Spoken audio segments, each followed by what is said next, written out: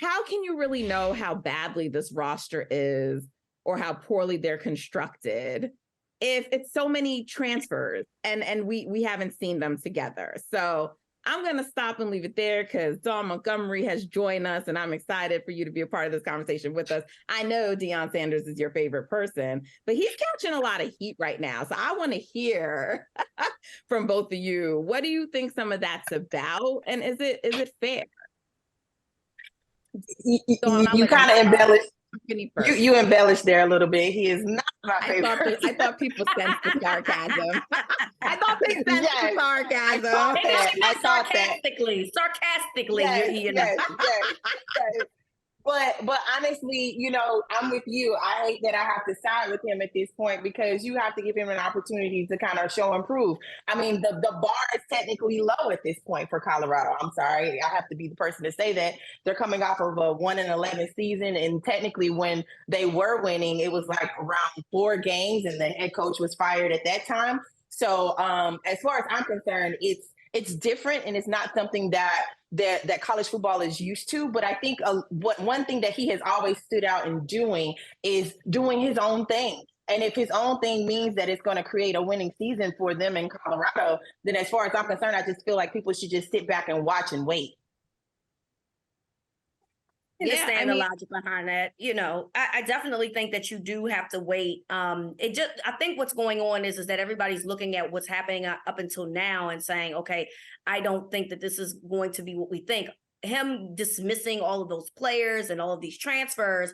And then when you start looking at the schedule, because I know the Pac-12 is done. I know that they're about to be deceased in a year, but they still are constructed with a lot of good teams. So they're playing USC, UCLA with Chip Kelly. You still got Oregon, Oregon State, Washington State. It's very hard. Oh, by the way, they play TCU, who was just in a national championship last year. Exactly. It's very hard to look at the schedule and be like, where is he getting anything more than 4 wins? Now, what you can say is that 4 wins is better than 1. It's a 75% increase of what they won last year. And you'd be right? So like Dawn said, the level is low in terms of what your expectations are. But to me, that's more reason why Deion should say less and just put his head down, do the work. And when your players, if they overachieve, and if they start being what we did not see them to be, then you can come back and say, see, this is why y'all need to be quiet. But he can't help himself because there's always prime and neon Deion deep down inside of Deion Sanders. He just can't help himself. So he has to talk and say things. And now we're having conversations about things that he says as opposed to the program in which he's coaching. And that's the issue. Yes. I mean, but look, this is what they signed up for, right? I mean, if you even looked at like the promo schedule, it had him on there. I mean, they're getting this attention, they're getting the spotlight shine, it's shining bright on them because of him. So this is what you sign up for. I think a valid question is,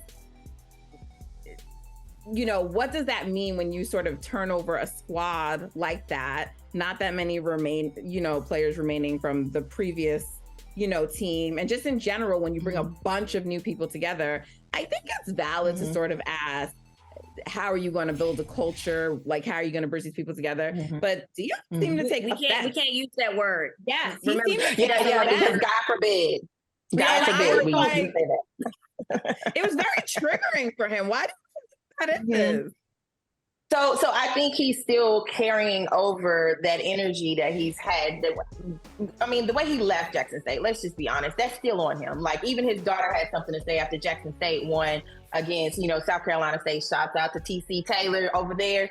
But in my opinion, in this moment, what that says is he's actually rebuilding, right? In so many press conferences, we've heard from coaches whenever they're either taking on a job or they're actually, growing through like a hard loss or a tough season. They're always saying that they're rebuilding, but they have some of the same players. You never really see people coming over from the transfer portal. I just feel like he's somebody who's utilizing that and kind of taking advantage of it, and really it may have the opportunity to kind of prove that it works for him.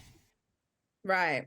Well, can we get those odds back up? Because Reeta, you said you don't see more than 4 wins. So If I want to that. know,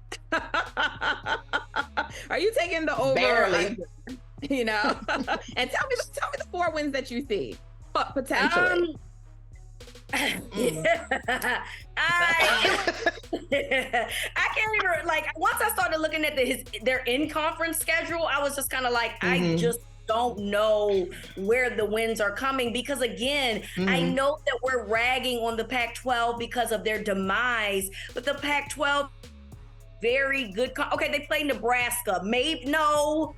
I only got 2 right now that just stand out big time for me, and that's UCLA and California. Like, so you were taking the under. Okay, Dawn. I'm definitely taking under, but I'm technically giving him at least maybe 1 or 2 extra wins. You know what I'm saying? Because maybe it'll be like an any given Saturday type situation, like, you know, and that'll add to the season, the drama of the season. But I'm with Reeta here. Like, how? Like, just give him this season to do what he needs to do. And the fan base in Colorado, they have to kind of understand, you really should not be expecting this man to come over here and turn everything around in 1 season. Like, let's be real. Okay. Well, so I don't know what the fair expectations are, but I think no matter what, if this the fair season, expectations are to have none. That's the fair expectation. but there's gonna be expectations just because it's Prime, it's Deion Sanders, the way that he's done everything so differently. So we know that there will be some fallout because of he did the transfers, he's so defiant, he's Prime. Segment of the population that just wants to see him fail. So we'll see to be determined. But you know what, he left the HBCU, but you know what, I want to talk about HBCUs because there is a big matchup happening tomorrow, and that is Tennessee State University versus Notre Dame. So big deal in college football, big deal in HBCU football. Dawn, how do you feel about this game and this matchup? I'm so excited about this. Now, number one, I'm not a Notre Dame fan, but the prestige of Notre Dame, if you're a college football fan, you understand the significance of just being in this stadium, being in this city, being just in this atmosphere. So that the fans are in for a treat just overall. Like, I'm jealous I can't be there. You know, let's start there. But overall, if you look at kind of the major significance here that I really see, besides just an HBCU and an FCS team stepping into that stadium, is more so like the only other time that most college football fans see an HBCU team is during the Bayou Classic, and it's generally the same 2 teams that play in it. So at this point, you're being introduced to a whole nother team, a whole nother band, a whole nother fan base.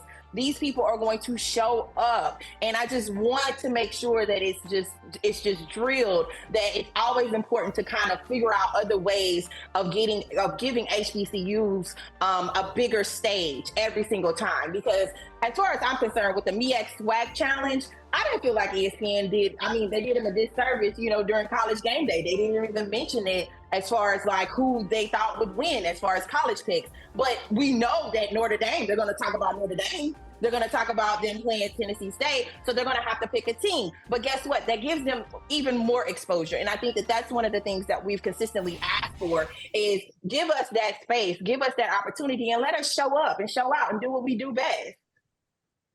I agree, man. Like, this is a huge moment for them. I am a #1 Notre Dame hater. I know you talked about the prestige. I don't give a damn about none of that. I hate Notre Dame. I root for them to lose every single time. I don't like anything that they do over there. Rudy is a terrible movie. I don't rock with Notre Dame at all, okay? So I look forward to these types of events. My favorite part, though, Dawn, is going to be the halftime show, because I know Deion don't like the word culture, but I do, and it means a lot. And so people are going to learn on Saturday. They're gonna learn some things, and it is going to be very interesting how they respond to it. Because if you've ever been to Indiana, you know that it's going to be a world of a difference from what Tennessee State looks like. So they're going to be brought some attention to some things, and I don't see how they won't enjoy that unless you're just a hater. But then again, if you root for Notre Dame, you probably are. So it's that, there's that. But I love just them having the opportunity. Do we think that they're going to beat Notre Dame? No, because we know that Notre Dame recruits as one of the best in the country. They have one of the best programs in the country, but it does allow these, HBCUs to be put in a spotlight. Notre Dame is on NBC every week.